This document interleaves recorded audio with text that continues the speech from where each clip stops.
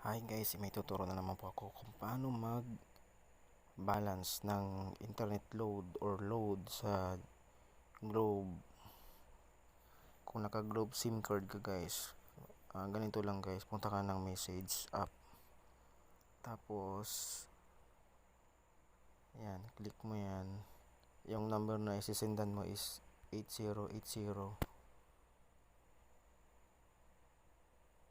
So ayan, type mo na yung 8080, tapos type ka ng message na capital letter or small letter, data bal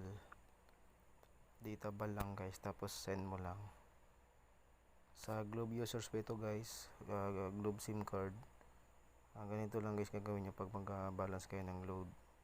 Send nyo lang po, tapos automatic marireceive nyo po yung message ni Globe kung ilan na lang yung balance nyo po sa internet or data na inabil nyo po. So as of now, yan po yung data na gamit ko po. So meron pa akong 973.58 MB.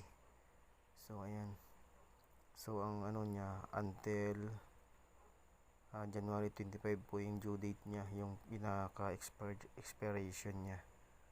So itong GoSurf naman, kung nakapunta kayo sa mga establishment o kagaya ng mga mall, halimbawa, pwede nyo i-open yung wifi nyo, tapos i-connect nyo sa GoSurf free wifi. So may 1 gig po yan available. So ngayon 0 KB na po, bali ubos na.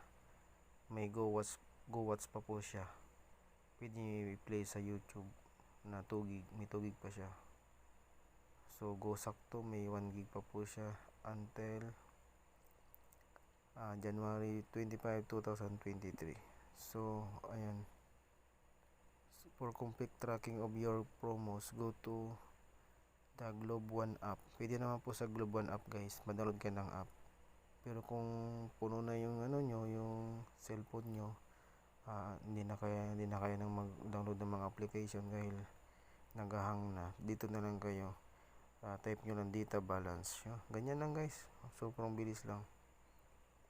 Thank you guys, subscribe na lang for more.